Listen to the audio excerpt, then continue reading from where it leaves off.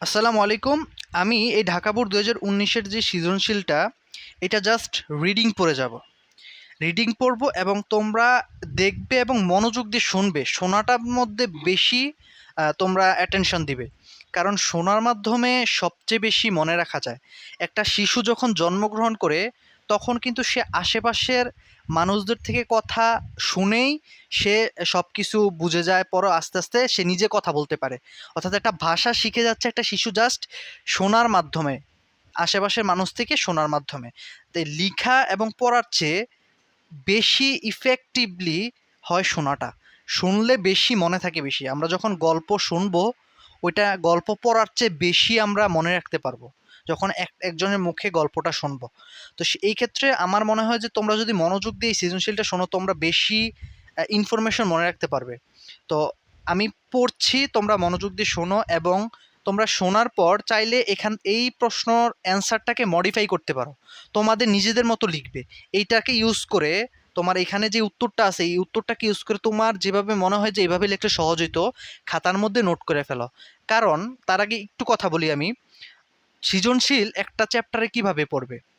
First, তোমার ওই চ্যাপ্টারের যতগুলা সৃজনশীল আসছে বিগত বছরে, প্রত্যেকটা টপিক, শুধু টপিকটা, মানে প্রত্যেকটা তো অ্যানালাইসিস পরে করবো, আগে টপিকটা জাস্ট খাতার মধ্যে নোট করতে থাকবা যে এই টপিকটা আসছে এত সালে, সাইডে লিখবা যে এত সালে।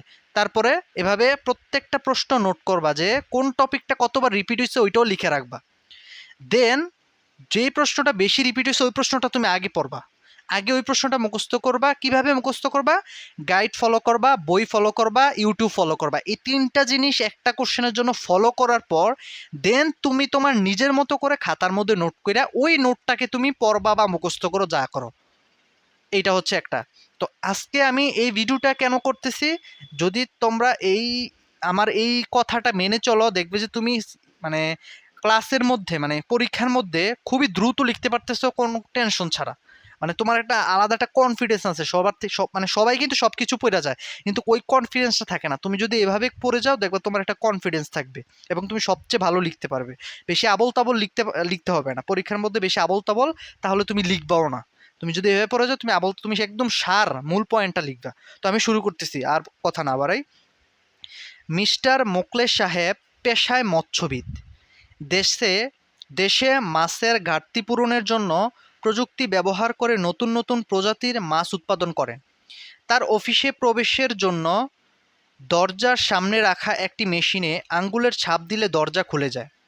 অতঃপর তার কক্ষে প্রবেশের জন্য দরজার সামনে রাখা একটি মেশিনের দিকে তাকালে দরজা খুলে যায়। ওকে, ক নাম্বার বলছে হচ্ছে রোবোটিক্স কি? বিজ্ঞান, ইঞ্জিনিয়ারিং এবং প্রযুক্তির সমন্বয়ে গঠিত যে বিষয়টি রোবটের ধারণা, নকশা, উৎপাদন, কার্যক্রম কিংবা ব্যবহার বাস্তবায়ন করতে পারে, তাই হলো রোবোটিক্স। খ নাম্বার বলছে ব্যবহার প্রযুক্তির ব্যবহারে মোটর ড্রাইভিং প্রশিক্ষণ সম্ভব, কথাটি ব্যাখ্যা করো। ভার্চুয়াল রিয়েলিটি প্রযুক্তি ব্যবহার করে মোটর ড্রাইভিং প্রশিক্ষণ সম্ভব। এক্ষেত্রে কম্পিউটার সিমুলেশনের মাধ্যমে ড্রাইভিং প্রশিক্ষণের জন্য চালককে একটি নির্দিষ্ট আসনে বসতে হয়।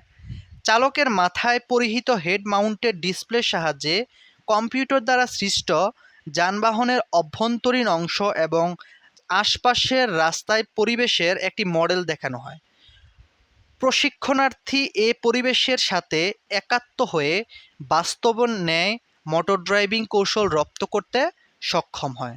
অর্থাৎ এর মাধ্যমে সহজেই ড্রাইভিং প্রশিক্ষণ সম্ভব হচ্ছে। এবার ৩ নম্বরে কি বলছে দেখি। উদ্দীপকের আলোকে মাছ উৎপাদনের প্রযুক্তিটি বর্ণনা করো। আচ্ছা, উদ্দীপকটা আমি আরেকবার পড়ি, আমরা উদ্দীপকটা ভুলেও যেতে পারি। মিস্টার মোকলেস সাহেব পেশায় মৎস্যবিদ, দেশে মাছের ঘাটতি পূরণের জন্য প্রযুক্তি ব্যবহার করে নতুন নতুন প্রজাতির মাছ উৎপাদন করে। তো প্রশ্নটা বলছে যে উদ্দীপকের আলোকে মাছ উৎপাদনের প্রযুক্তিটি বর্ণনা করো। উদ্দীপকের মাছ উৎপাদনের প্রযুক্তিটি হলো জেনেটিক ইঞ্জিনিয়ারিং। একটি উদ্ভিদ বা প্রাণীর বৈশিষ্ট্যর বাহক হচ্ছে জিন। অন্যদিকে জিনোম হলো জীবের বৈশিষ্ট্যের নকশা বা বিন্যাস। কোনো প্রাণীর বৈশিষ্ট্যর পরিবর্তন করতে চাইলে উক্ত প্রাণীর জিনোমের কোনো একটি জিনকে পরিবর্তন করে দিতে হয়। যেহেতু জিনগুলো আসলে ডিএনএর একটি অংশ, তাই একটা জিনকে পরিবর্তন করতে হলে ল্যাবরেটরিতে ডিএনএর সেই অংশটুকু কেটে আলাদা করে অন্য কোনো প্রাণী বা ব্যাকটেরিয়ার থেকে আরেকটি জিন কেটে এনে সেখানে লাগিয়ে দিতে হয়। এর ফলে একটি নতুন বৈশিষ্ট্যসম্পন্ন কাঙ্ক্ষিত প্রাণীর সৃষ্টি হয়। উদ্দীপকে বর্ণিত ঘটনায় মিস্টার মোকলেস সাহেব নতুন নতুন প্রজাতির মাছ উৎপাদনের ক্ষেত্রে উপরে বর্ণিত পদ্ধতি অনুসরণ করেছেন। অর্থাৎ তিনি ল্যাবরেটরিতে নির্দিষ্ট মাছের ডিএনএর নির্দিষ্ট জিনকে কেটে আলাদা করে সেখানে সুনির্দিষ্ট জিনকে জোড়া লাগিয়ে নতুন প্রজাতির মাছ উৎপাদন করেন। এবার 4 নাম্বার কি বলছে দেখি।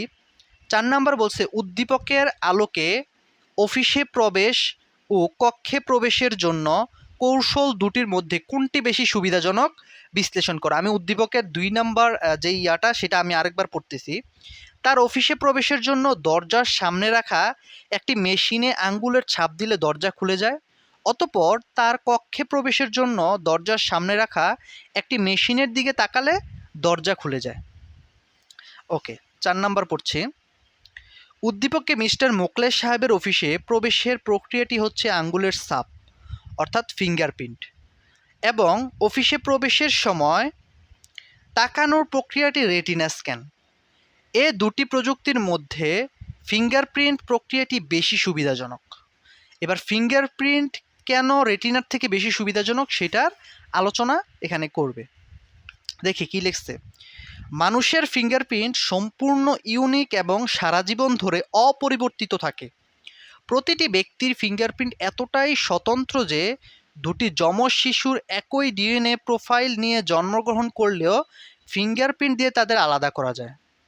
ফিঙ্গারপ্রিন্ট ব্যবহার করে অফিসে প্রবেশ নিশ্চিত করতে পূর্বেই ব্যবহারকারীর আঙ্গুলের ছাপ ডেটাবেজে সংরক্ষণ করতে হয়। পরবর্তীতে ফিঙ্গারপ্রিন্ট রিডার ওই ব্যবহারকারীর আঙ্গুলের নিচের অংশের ত্বকে রিড করে সংরক্ষিত ছাপের সাথে তুলনা করে এবং মিলে গেলে অ্যাক্সেস প্রদান করে। এ পদ্ধতিতে সফলতার পরিমাণও বেশি।